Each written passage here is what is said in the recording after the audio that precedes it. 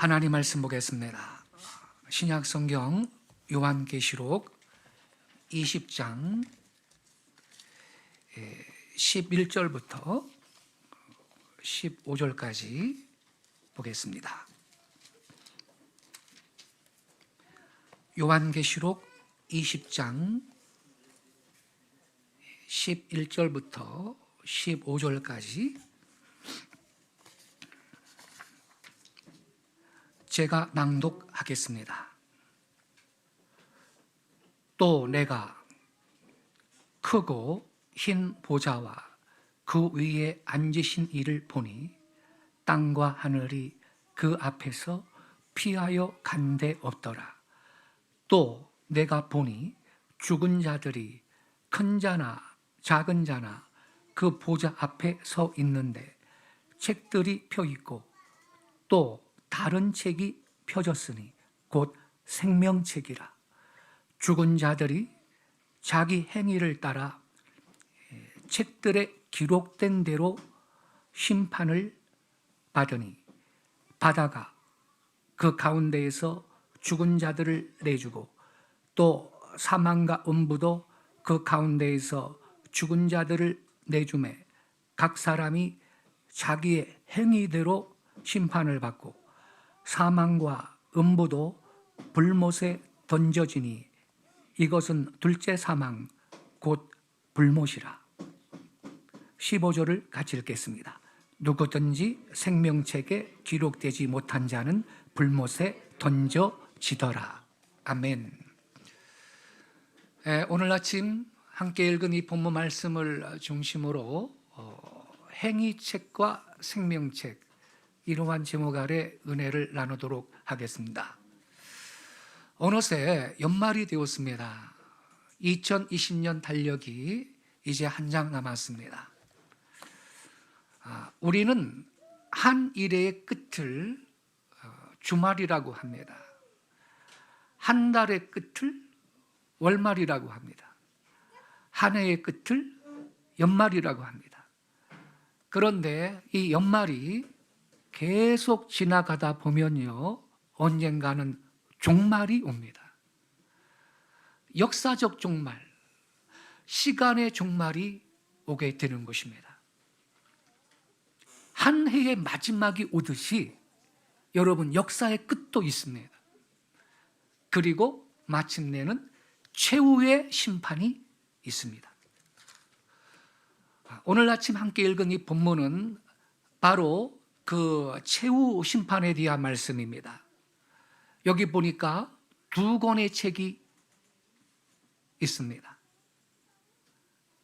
첫 번째 책은 행위책입니다. 또 하나의 책은 생명책입니다. 근데 죽은 자들이 하나님께서 자정하신 크고 흰 보좌 앞에 서서 그 행위책에 기록된 대로 그들의 행위를 따라 심판을 받을 것이라고 기록이 되어 있습니다. 사도 바울도요, 로마서에서 우리의 은밀한 죄가 하나님 앞에 온전하게 드러나고 하나님 앞에서 심판받을 날이 있을 것이라고 교훈을 했습니다. 로마서 2장 16절에 이런 말씀이 있습니다. 곧 나의 복음에 이른 바와 같이 하나님이 예수 그리스도로 말미암아 사람들의 은밀한 것을 심판하시는 그날이라. 그 날이 있습니다. 사람들의 은밀한 것을 심판하는 날, 그 최후 심판의 날이 정해져 있다라는 것입니다. 또한 바울은 아덴에 가서 전도할 때 하나님께서 모든 사람을 심판할 날짜를 정해뒀다, 이렇게 선언했습니다. 사도행전 17장 31절에 보니까 이런 말씀이 있어요. 이는 정하신 사람으로 하여금 천하를 공의로 심판할 날을 작정하셨대요. 심판하실 날을. 누구로 하여금? 정하신 사람으로 하여금. 이 사람이 누구예요? 예수입니다. 사도행전 17장 31절을 킹제임스 성경에서 번역한 한글 킹제임스 성경을 제가 읽어드릴게요. 좀 더 이해하기가 쉽습니다. 왜냐하면 그분께서 한 날을 정하셔서 그 날에 자신이 정하신 그 사람에 의하여 세상을 의 안에서 심판하실 것이기 때문이다. 한 날이 있습니다. 그 날이 어떤 날입니까? 공의로 심판하시는 날이라는 것입니다. 고린도후서 5장 10절에는 우리가 전부 그리스도의 심판대 앞에 나타나서 선악간에 그 몸으로 행한 대로 갚음을 받을 것이라고 기록되어 있습니다. 이는 우리가 다 반드시 그리스도의 심판대 앞에 나타나게 되어 각각 선악간에 그 몸으로 행한 것을 따라 받으려 함이라. 이렇게 기록되어 있습니다. 킹 제임스 성경은 좀 더 리얼하게 그 번역을 했습니다. 우리가 모두 반드시 그리스도의 심판석 앞에 출두해야 하기 때문이다. 이렇게 기록했습니다. 구약 성경 전도서 12장 14절에도 다음과 같은 말씀이 기록되어 있습니다. 하나님은 모든 행위와 모든 은밀한 일을 선악간에 심판하시리라. 이렇게 여러분, 성경은 최후의 심판을 예언하고 있습니다. 근데 이 사후의 심판은 기독교만 가르치는 게 아닙니다. 계시 종교가 아닌 이른바 자연 종교, 세계의 타 종교에서도 이걸 흔히 가르치고 있습니다. 이 사후 심판에 대한 사상은 옛날 유대 사람만 가르친 게 아니고요. 동양 사람이나 서양 사람이나 애굽 사람이나 헬라 사람이나 저 차이나 사람이나 우리 한국 사람들한테도 비록 희미하지만 그 심판에 대한 개념과 사상이 있다라는 것입니다. 우리 예수님께서 세상에 오시기 훨씬 전에 살던 헬라의 철학자 플라톤이 기록한 오라터글드라는 그 책이 있는데 거기에 이런 이야기가 나옵니다. 헬라의 어떠한 군인이 전장에서 중상을 당해가지고 다 죽은 줄을 알고 그 시체를 화장하려고요. 나무를 모아놓고 그 시체를 그 위에 올려놓고 불을 사르려고 할 때 죽은 줄 알았던 그 군인이 다시 소생해가지고 깨어나 버린 겁니다. 이 군인이 깨어나서 자기가 죽은 줄 알았던 그때의 모든 경험을 말했습니다. 자기가 죽어서 어떤 곳을 가니까요, 두 길이 갈라지더래요. 근데 그 길 가운데에는 심판하시는 분이 있어서 일생에 행한 모든 일을 따라서 심판을 해서 옳은 생활을 한 사람은 오른편 길인 하늘나라로 가는 그 길로 보내고 악한 일을 한 사람은 지옥으로 가는 길인 왼편 길로 보냈다는 겁니다.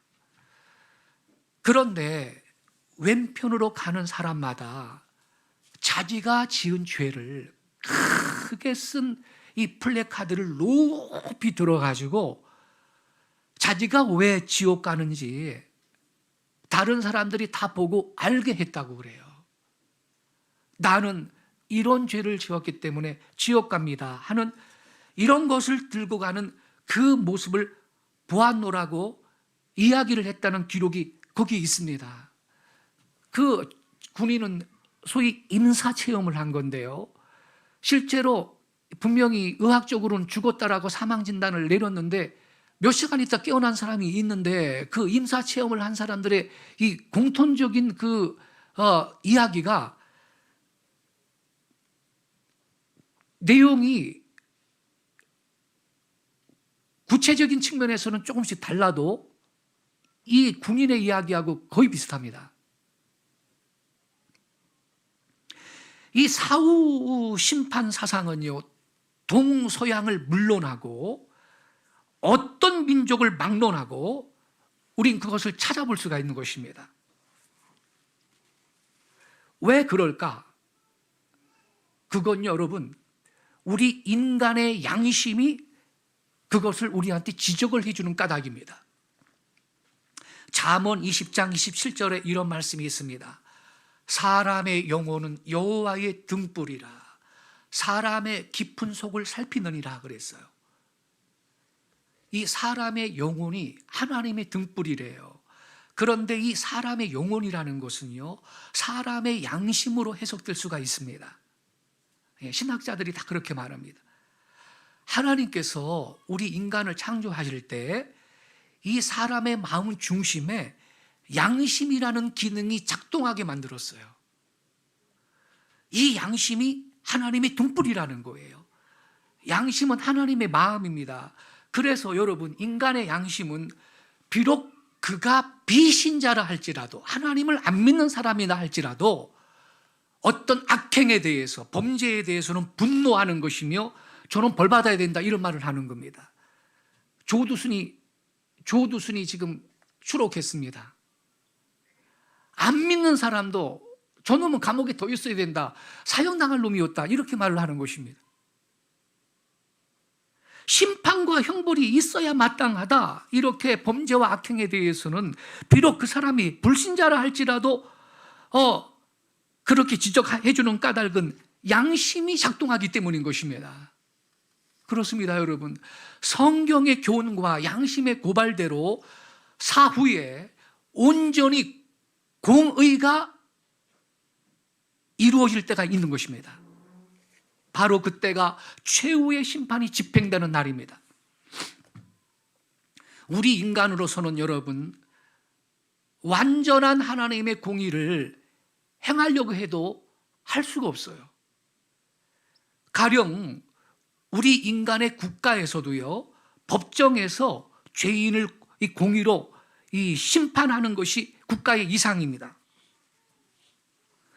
그러나 이 세상의 법률로는 벌하지 못할 이 죄를 많은 사람들이 지금도 짓고 있잖아요. 예컨대 동성애 같은 거예요.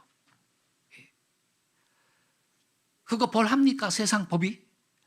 오히려 동성애 그게 죄라고 하는 그 사람들을 범죄자로 만드는 세상이 되었습니다. 공의가 실현이 안 되고 있어요. 뿐만 아니라 모든 영적인 죄도 인간의 법률로 벌할 수가 없는 거예요. 예컨대 교만한 죄, 시기 질투한 죄, 이런 거는요, 가시적인 행동으로 드러날 때만 어느 정도 제재할 수 있지, 인간의 법률로서는 이러한 죄를 공판하려고 해도 이거 할 수가 없는 거예요. 뿐만 아니라 죄가 있는 것도 사람은 분명히 알 수가 없어요. 죄를 많이 지어서 벌받아 마땅한 사람인데 벌하지 못할 때가 많아요. 마땅히 잡아서 사형에 처할 사람인데 그 사람이 그 죄가 있는지를 모르는 거예요. 그래서 흉악범을 붙잡지 못하는 때가 많고 그 악인은 호의호식하다가 잘 살다 죽을 때가 많아요. 20년 전쯤인가요? 개구리 잡으러 갔다가 5명 아이가 죽었어요. 개구리 소년 이야기 들어보셨죠? 범인을 못 잡았어요, 아직도. 6월에 금이 가고 깨진 흔적이 있어요. 그 어린 아이들을, 불쌍한 애들을 누가 그렇게 죽였을까? 그놈 아직 못 잡았어요. 자, 그렇다면 여러분, 최후 심판이 없으면 되겠습니까? 한번 답변해 보시죠. 불신자라 할지라도 반드시 있어야 된다라고 그 양심이 고발을 합니다. 하나님의 말씀인 이 성경은 물론이고 인간의 양심도요, 그럴 수 없다라고 소리치고 있는 것입니다. 그렇습니다, 여러분. 사람은 누구든지 크고 흰 보좌 위에 앉아 계신 하나님 앞에서 자기가 행한 대로 최후의 심판을 받을 날이 반드시 올 것입니다. 그리하여 온전하게 하나님의 공의가 실현이 될 것입니다. 그래서 여러분, 죽음은 끝이 아닙니다. nothing이 아닙니다. 무가 아닙니다. 사후에 최후의 심판이 있습니다. 히브리서 9장 27절에 이렇게 기록되어 있습니다. 한 번 죽는 것은 사람에게 정해진 것이요 그 후에는 심판이 있으리니. 우리 인간의 생활이라는 것은 확실한 것이 많지 않죠. 우리는 내일 무슨 일을 당할는지 알지 못해요. 어느 누구도 명년에 될 일을 확실히 이야기할 수가 없어요. 미국에서 무슨 일이 생길지 우리는 몰라요. 자칫 잘못하면요, 계엄령을 선포하고요,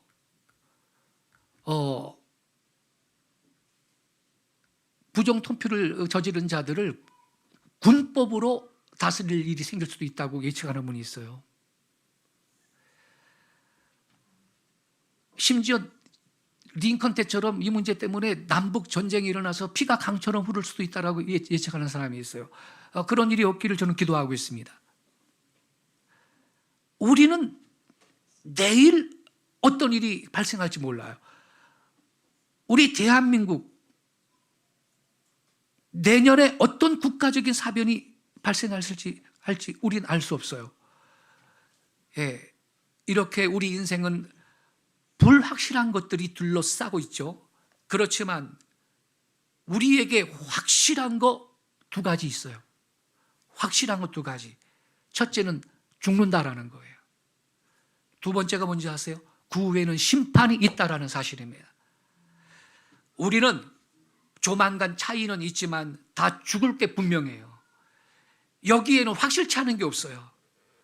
또한 죽은 후에 반드시 심판이 있을 것입니다. 그게 확실한 것입니다. 거기에도 불분명한 점이 전혀 없는 거예요. 이 최후 심판에 대해서는 온 성경이 우리에게 분명하게 가르쳐주고 있기 때문인 것입니다. 우리 예수님께서도 여러 가지 교훈으로 분명하게 우리한테 가르쳐 주셨어요. 알곡과 쭉정이를 갈라낼 때가 있을 것이다라고 가르쳐 주셨어요. 또 면양과 산양을 갈라 세울 때가 있을 거라고 분명하게 예언하셨어요. 예수의 제자들인 사도들도 분명한 글로서 사후에 있을 최후 심판을 가르쳐 주었어요. 또한 이 최후 심판에 대하여 성경의 본문이요, 인간들을 심판할 때 어떻게 무슨 기준을 가지고 심판할 것이냐, 이것도 잘 기록되어 있습니다. 그것이 오늘 아침 우리가 읽은 요한계시록 20장 12절 말씀입니다. 12절 말씀을 여러분 다시 한번 보겠습니다. 또 내가 보니 죽은 자들이 큰 자나 작은 자나 그 보좌 앞에 서 있는데 책들이 펴 있고 또 다른 책이 펴졌으니 곧 생명책이라. 죽은 자들이 뭘 따라 그랬어요? 자기 행위를 따라요. 자기 행위를 따라 책들에 기록된 대로 심판을 받으니. 자, 여기 보니까 책들이 펴 있고 그랬어요. 책들입니다, 여러분.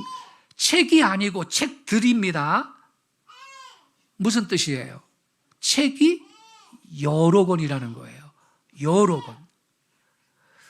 왜 그럴까요, 여러분? 왜 책들? 책이 왜 여러 권이지요? 사람 하나마다 책 한 권이 있기 때문입니다. 우리 인간의 일생의 모든 생각, 모든 말, 모든 행동을 하나도 빠짐없이 꼭 사실대로 기록한 책입니다. 근데 여러분, 여기에 이 책에 기록된 대로 심판을 받는다라고 써 있는데, 책에 기록된 대로 심판을 받는다, 이거는요 신약 성경만 있는 게 아니에요. 구약 성경 다니엘서 7장 10절에도 예언하고 있어요. 다니엘서 7장 10절을 보겠습니다. 불이 강처럼 흘러 그의 앞에서 나오며, 저기 자막 있죠? 불이 강처럼 흘러 그의 앞에서 나오며 그를 섬기는 자는 천천히요 그 앞에서 모셔 선 자는 만만이며 심판을 베푸는데 뭐가 펴놓였더라 그랬어요? 책들이 펴놓였더라. 아니, 심판 베푸는데 책들은 왜 펴놨어요? 요 책에 기록된 대로 하나님께서 심판을 하시는 거예요. 구원받지 못한 자들의 일생의 행위가 자세히 책에 기록이 되어서 그 기록된 내용대로 죽음에서 부활한 자들이 심판을 받게 되는 것입니다. 여러분, 불신자도 부활해요? 예수님이 뭐라 그랬어요? 의인은 생명의 부활로, 악인은 심판의 부활로 나오리라. 이게 다 살아나는 거예요. 그래가지고선 심판을 하는 거예요. 예.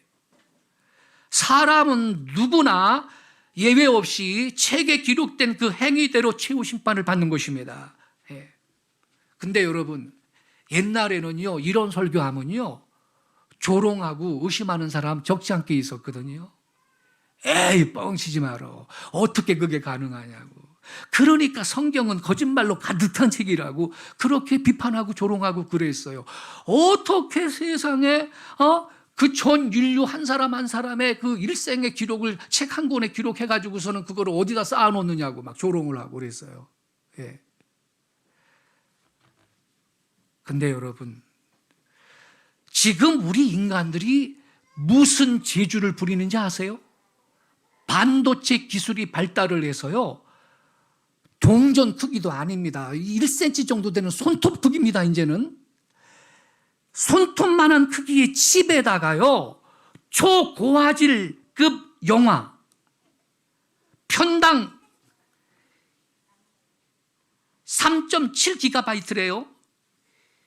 이 손톱만한 크기의 칩에다가 초고화질급 영화를 13만 8,300편 가량을 저장을 할 수가 있답니다. 손톱만한 크기에 1cm 크기의 반도체에 최대 500TB까지 문서나 영상을 저장할 수 있다는 것입니다. 영국의 브리테니카 백과사전은요, 그 분량이 방대하기로 유명한 책이죠. 그 브리테니카 백과사전을 요만한 칩에다가 몽땅 집어넣고도 저장할 공간이 남아요. 여러분, 지금 우리 인간들도 이렇게 기가 막힌 재간을 부리는데 전능하신 하나님께서 전 인류 모든 사람들의 일생의 행위를 책 한 권마다 기록을 못하겠어요? 능히 하십니다. 믿으십니까? 능히 하십니다. 그 책 펴놓고 심판하는 거예요. 도망갈 수가 없어요. 책에 기록 다 해놨는데. 바로 그것이 본문 12절에 기록된 행위책인 것입니다. 성도 여러분, 우리가 얼핏 생각할 때 책을 쓰는 사람은 뭐 공부 많이 한 사람이라고 생각할 수 있어요. 예. 뭐 수필이나 소설 같은 거 쓰는 사람들은 특별히 글재주가 뛰어난 사람이라고 그렇게 생각할 수 있겠죠. 그런데 오늘 아침 여러분이 분명히 이 한 가지 사실을 기억하세요. 여러분이 이 세상에서 책을 출판을 했든지 못했든지 여러분은 책 한 권을 쓰십니다. 그거 아세요? 여러분의 매일매일의 생활이 바로 그 한 권의 책이 되는 겁니다. 어떤 사람은요, 자기가 살아온 삶을 스스로 써서 자서전을 내죠. 자서전. 근데 여러분, 모든 자서전은 하나의 소설입니다. 왜 그런지 아세요? 아무리 정직한 사람이라 할지라도 자기의 내면 생활을 꼭 그대로 쓸 사람은 이 세상에 한 사람도 없습니다. 그렇죠, 여러분? 이정춘이라는 작가가 이 자서전을 씁시다라는 소설을 썼어요. 그 책의 주인공은 누구냐? 글을 쓰는 재능이 있어서 자서전 대필을 해주고 먹고 사는 사람이에요. 네. 그 주인공이 이렇게 말합니다. 잘 들어보세요. 늘 과거를 미화하고 과장하려는 사람의 습성 때문에 기술의 공정성, 쓰기의 공정성을 잃기 쉽다는 것이 자서전 집필의 일반적인 애로 사항입니다. 그렇게 말을 해요. 이 사람이 자서전 대필로 먹고 사는 사람인데, 아이 작가님 나 자서전 하나 써주시오. 내가 그 구술을 할 테니까 잘 써줘. 이런다는 거죠. 자기의 은밀한 죄 같은 거 말하겠어요? 실수 같은 거 말하겠느냐고요. 오히려 부족한 행동까지도 미워하겠죠. 과장하겠죠. 그래서 그 주인공이 그렇게 말을 한 거예요. 늘 과거를 미워하고 과장하려는 사람의 습성 때문에 기술의 공정성을 잃기 쉽다는 것이 자서전 집필의 일반적인 애로입니다. 이런 인간의 습성 때문에 모든 자서전은 소설적 호구다라는 말이 생긴 겁니다. 자서전도 소설처럼 호구라는 겁니다. 사실 이 자서전이 말이에요, 회고나 참회보다도 변명이나 자랑으로 흐를 가능성이 높거든요. 그런 자서전 많고요. 그런데 여러분, 본문 12절에 기록된 행위책은 소설이 아닙니다. 여러분께서 이 다음에 하늘나라 갔을 때 책 한 권을 보실 것인데, 그 책은 여러분이 쓰신 책입니다. 그 책에는 여러분이 일생토록 마음속에 생각한 거, 누구를 미워한 거, 누구를 증오한 거, 혼자서 무슨 일을 한 거, 비밀이 어떤 일을 한 거 하나도 빠짐없이 여러분 자신의 정기를 여러분이 직면하게 되실 것입니다. 성도 여러분, 지금 무슨 책 쓰고 계시나요?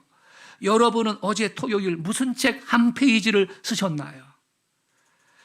나타나는 행동만이 아닙니다. 은밀한 것까지 다 심판하겠다고 하셨어요. 세상 사람들한테 숨긴 것까지 다 기록됐다고 그랬습니다. 여기 책을 펴놨다 그랬어요. 책을 펴놓는다는 것은 공개한다라는 것입니다. 올해 개인의 모든 사람의 비밀된 생각, 더러운 행동, 다른 사람이 모르는 거, 내 아내도 모르는 거, 내 부모도 모르는 그걸 그때 다 공개를 해버리겠다는 것입니다. 그런 거로 우리가 어떠한 책을 쓰는가 조심하지 않을 수가 없어요. 뭐 누가 정죄하는 사람 특별히 그때 없을 거예요. 하지만 우리가 그 책을 대면하면 그 책 자체가 나를 정죄할 것입니다. 여러분, 이 책을 다 공개해서 펴놓게 될 때 하나님 앞에서 의롭다함을 받을 인간이 누가 있나요? 한 사람도 없어요. 이 행위책만 있다고 하면 구원받을 사람이 한 사람도 없어요. 그러나 여러분, 소망을 가지세요. 그 책만 있는 게 아니에요. 여기 다른 책이 한 권이 또 있네.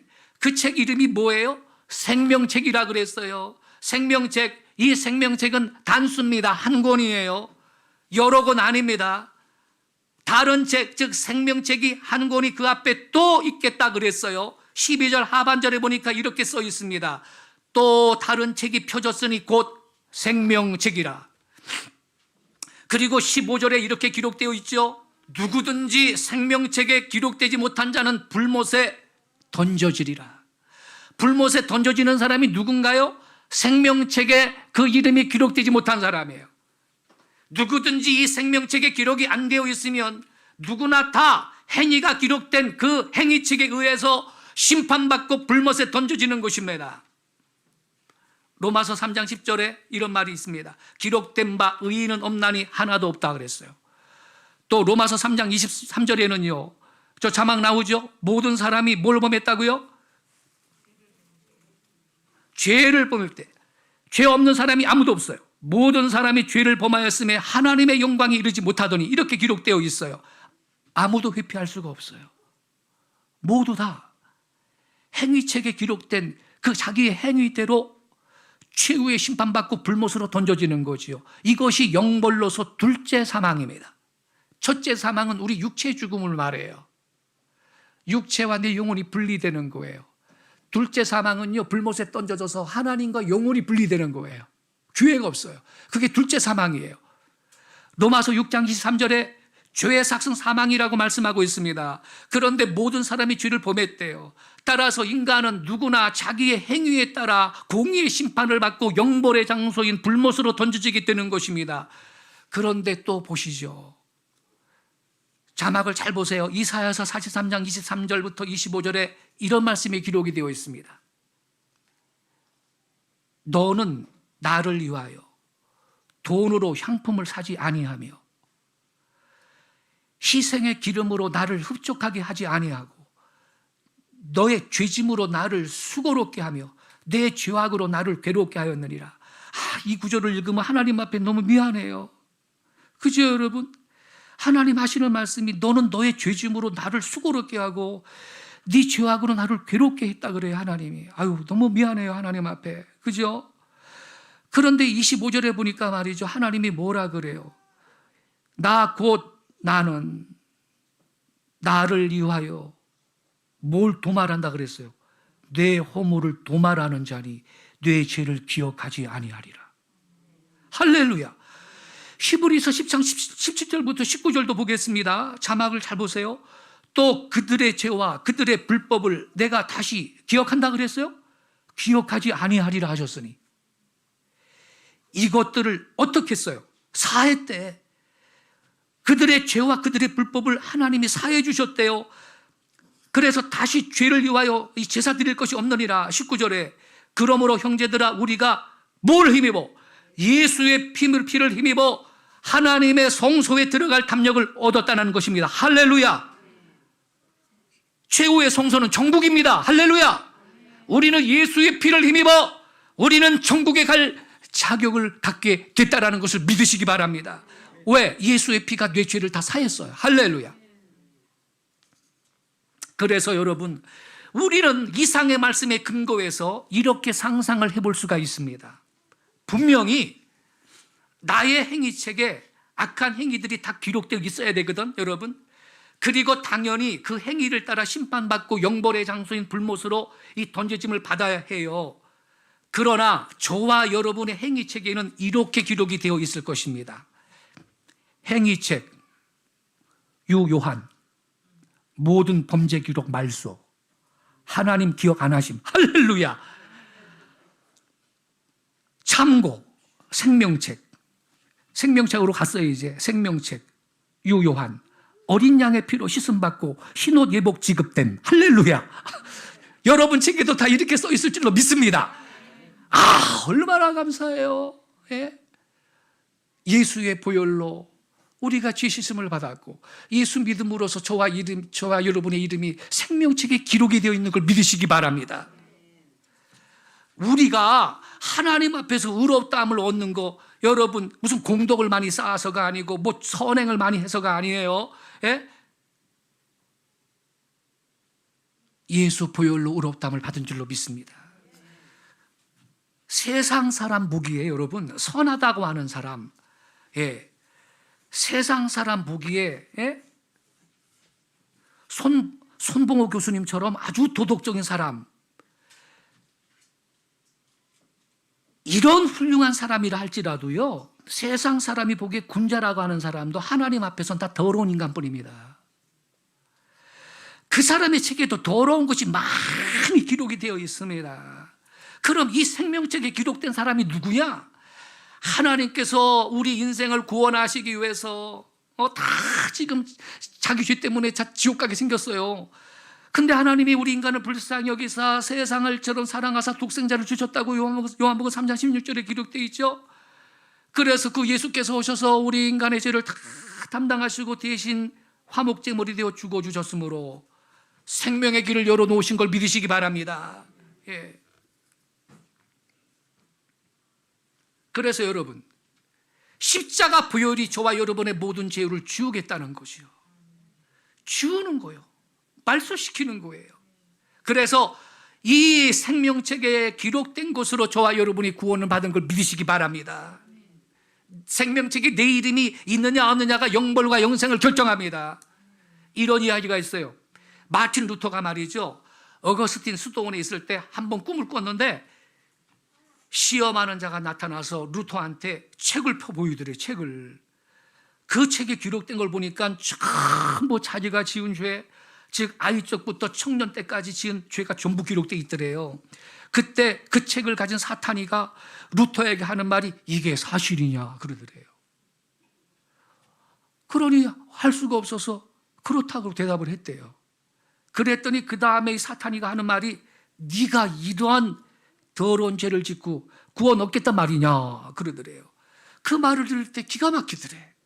너무너무 낙심이 되고 좌절이 되더래요. 예, 이거 어떻게 하면 좋나? 루터가 도덕적인 절망감에 빠져가지고 지금 한숨을 크게 내쉬고 있는데 말이죠. 그때 저 하늘로부터 음성이 들리는데 그리스도의 보혈이 우리의 죄를 깨끗이 씻었느니라. 할렐루야. 그런 음성이 들리더래요. 그리고는 사탄한테 하는 말이 그리스도의 보혈이 그 죄를 지웠다. 그리스도의 보혈이 나의 죄를 깨끗이 한다. 이렇게 말을 할 때 사탄이 물러갔다라는 것입니다. 할렐루야. 구원 얻는 것은 오직 십자가의 보혈을 믿고 그로 말미암아 제사함을 받는 길밖에 다른 길이 없어요. 오늘 본문에 보니까 두 종류 책이 있어요. 하나는 생명책이고 다른 하나는 행위책이에요. 예. 생명책에는 예수님을 믿는 사람들, 구원받은 사람들의 이름이 기록되어 있고요. 다른 책에는 모든 사람의 이름과 그들이 행하는 행위가 기록되어 있는데 그 내용에 따라 모든 사람들이 심판을 받고 상도 받는 것입니다. 여러분, 복음 성각가인데 이런 거 있죠. 공평하신 하나님이, 하나님 공평하다고 우리 말하죠. 공평하신 하나님이신 거 믿습니까? 그렇다면 여러분 생각해 보세요. 죽기 직전에 우편강도가 예수님 믿고 구원받았잖아요. 그 사람하고 평생 복음 전하다가 주의 일을 하다가 고난도 많이 당한 사도 바울하고 나중에 천당 가가지고 천당은 다 같이 갈 건데 구원받았으니까 상급이 똑같아야 됩니까? 그럼 무슨 하나님이 그게 공평한 하나님이에요, 여러분? 그렇지 않습니까? 십자가에 거꾸로 매달려 숨긴 베드로하고 죽기 직전에 예수님 영접하고 구원받은 우편강도하고 그 상급이 똑같아야 되냐 말이에요. 그렇다면 무슨 그 하나님이 공평하신 하나님이라고 할 수가 있겠느냐 이 말이에요. 그럴 수가 없어요. 공평하신 하나님이라면 분명하게 차이가 있을 겁니다. 요한계시록 22장 12절에 그렇게 써 있어요. 보라, 내가 속히 오리니 내가 줄 상이 내게 있어 각 사람에게 그의 일한 대로 갚아주리라. 할렐루야. 일한 대로 갚아주는 거예요. 일한 만큼. 천국 가는 사람들한테는 그가 행한 대로 주어지는 상이 다르다 이 말입니다.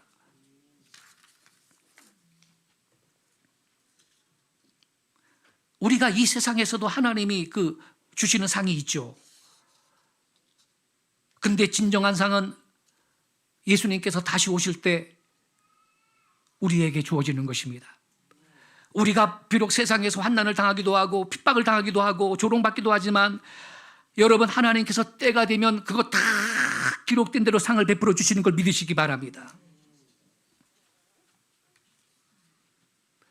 그런 거로 우리는요, 적당하게 신앙생활 하는 것은 진정한 신앙생활이 아니다라고 알아야 됩니다. 적당히 신앙생활을 한다는 것은 그거는 진정한 의미에서 신앙생활이라고 할 수가 없습니다. 영적인 리크리에이션인 것입니다. 그래서 우리는 사도 바울처럼 부르심의 향을 향해 달려가는 성도가 되시기를 바랍니다. 빌립보서 3장 13절에 14절에 바울이 이렇게 고백했어요. 형제들아, 나는 아직 내가 잡은 줄로 여기지 아니하고 오직 한일, 즉 뒤에 있는 것은 잊어버리고 앞에 있는 것을 잡으려고 표대를 향하여 그리스도 예수 안에서 하나님께서 위에서 부르신 그 부름의 상을 향하여 달려가노라. 할렐루야. 바울은 그 부르심의 상을 취하기 위해서 달려간다 그랬어요. 이 바울의 신앙과 고백이 우리 고백이 되시기를 축원합니다. 오늘은 두 가지 책에 대해 말씀을 드렸습니다. 하늘나라에는 생명책이 있습니다. 그 책에 이름이 기록된 사람만이 영생의 구원을 받습니다. 다른 조건 필요 없습니다. 예수님을 영접하는 즉시 우리의 이름이 생명책에 기록이 되는 것입니다. 그러나 우리의 행위는 다른 책에 자세히 기록이 됩니다.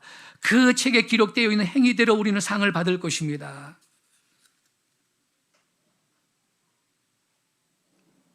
그런 거로 우리는 부르심의 상을 향해서 달려갈 수 있는 성도가 되시기를 바랍니다. 생명책에 우리의 이름이 기록되어 있지 않다면, 아무리 그가 세상에서 화려한 인생을 살았다 할지라도 그의 인생은 적자 인생 산 거고 헛 일로 끝나게 되는 걸 우리는 알아야 될 겁니다. 우리 모두의 이름이 생명책에 꼭 기록되기를 바랍니다. 그 다음에 어떻게 해야 되죠? 하나님 말씀대로 살아야 되는 것입니다. 부르심의 사항을 취하기 위해서 바울처럼 달려가는 삶을 살아야 될 줄로 믿습니다.